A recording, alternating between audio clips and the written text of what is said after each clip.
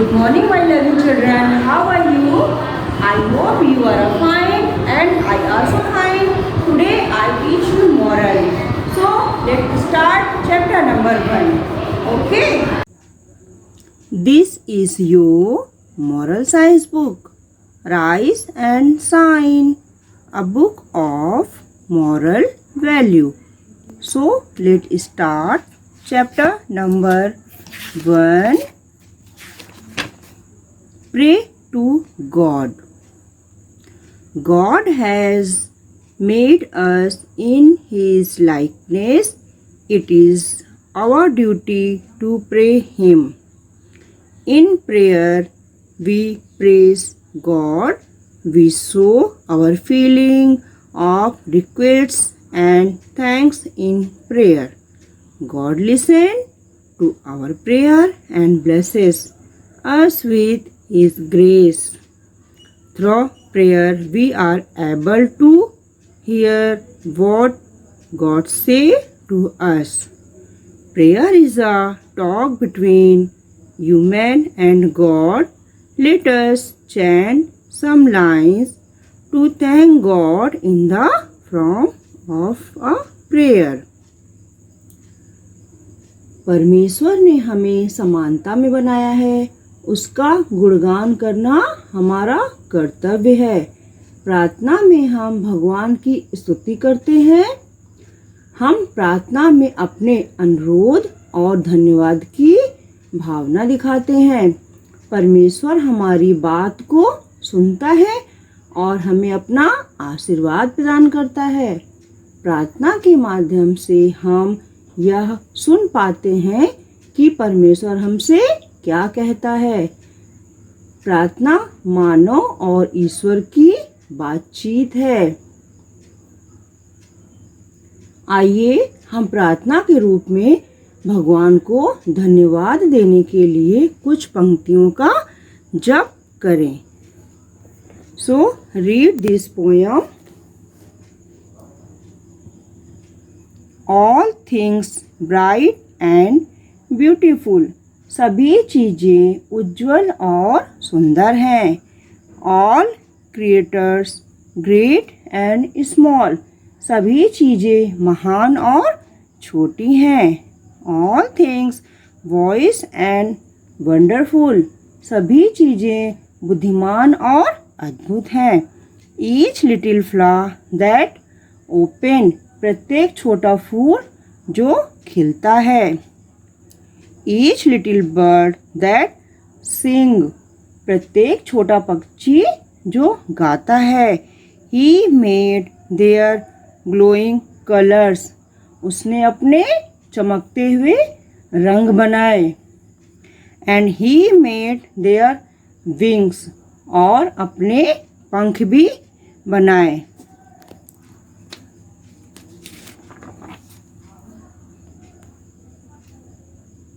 The purple headed mountains, बैगनी पहाड़ों और सूर्योदय से। The rivers running by,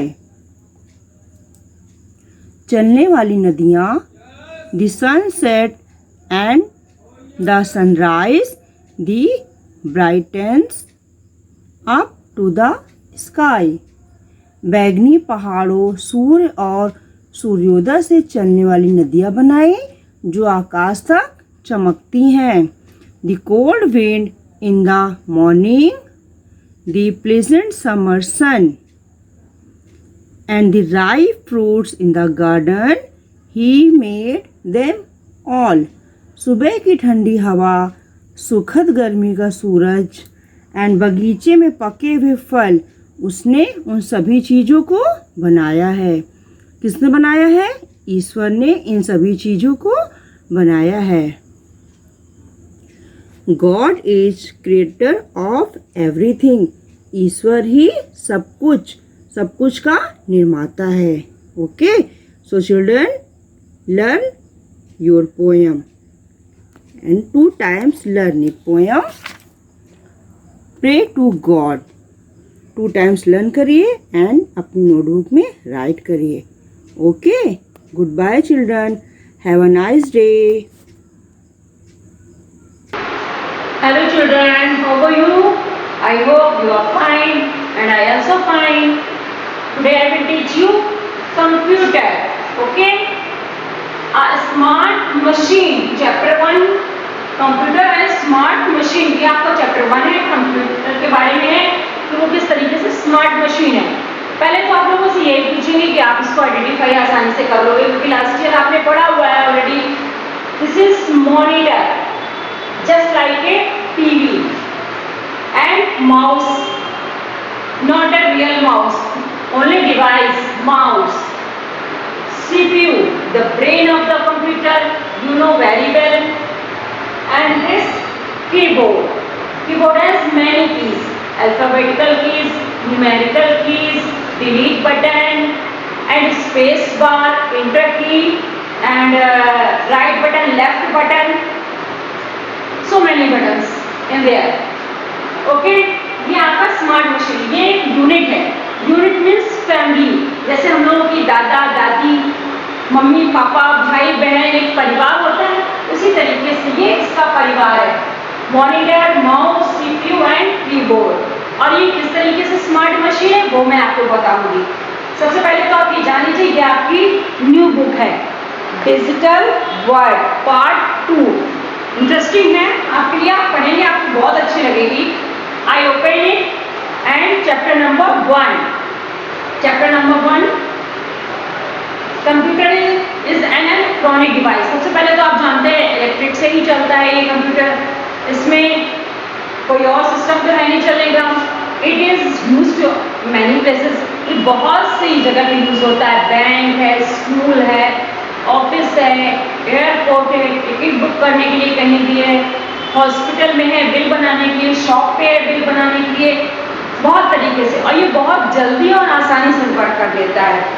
फिर computer has become an important part of our life, ये हमारी जिंदगी का बहुत अहम हिस्सा हो गया। अब हम इसके बिना काम नहीं कर सकते, ये मेरे लिए मस्ट हो गया हम सबके लिए। एंड इसमें क्या होता है, हम कार्टून देखते हैं, ड्राइंग बनाते हैं और बहुत सारे सम सॉल्व करते हैं, यहाँ तक कि इसमें गेम भी खेलते हैं। अब हम लोगों को कंपेयर भी देखना है कि कंप्यूटर और मैन में कौन सुपर है, तो वो तो आप आसानी से जानते होंगे। Computer are one of the greatest wonder create by man. ये मैन ने बहुत अच्छी चीज बनाई है, लेकिन बनाई किसने? मैन ने। तो इसलिए कंप्यूटर मैन से सुपर नहीं हो सकता, हाँ सुपर गैजेट जरूर है। It is a wonderful machine but it is not work its own. ये अपने आप समझ के नहीं कर सकता, इसको हमें ऑर्डर देना होता है तभी ये आगे वर्क करता है। अगर हम इसको ऑर्डर नहीं देंगे तो ये अपने आप से वर्क नहीं कर सकता। तो अब हम देखते हैं किस तरीके से डिफर है। Work very fast, human being work very fast नहीं कर सकते हैं। किस चीज में और बेटर हो सकता है? डज नॉट मेक मिस्टेक, इससे गलतियां नहीं हो सकती, ह्यूमन बीइंग से गलतियां हो सकती हैं। And does not get tired, ये थकता भी नहीं है, लेकिन ह्यूमन बीइंग थक भी जाता है। कि किस तरीके से वर्क करे, एक लिमिट होती वर्क करते करते, फिर आदमी की थकान होने लगती है तो वो रेस्ट मांगता है। Can not take decision its own, हाँ लेकिन ये अपने आप डिसीजन नहीं ले सकता, लेकिन ह्यूमन भी अपने आप से डिसीजन ले सकता है। नीड इलेक्ट्रिसिटी टू वर्क, इसको वर्क करने के लिए इलेक्ट्रिसिटी की जरूरत होती है, लेकिन ह्यूमन बीइंग को इलेक्ट्रिसिटी की जरूरत नहीं होती वर्क करने के लिए।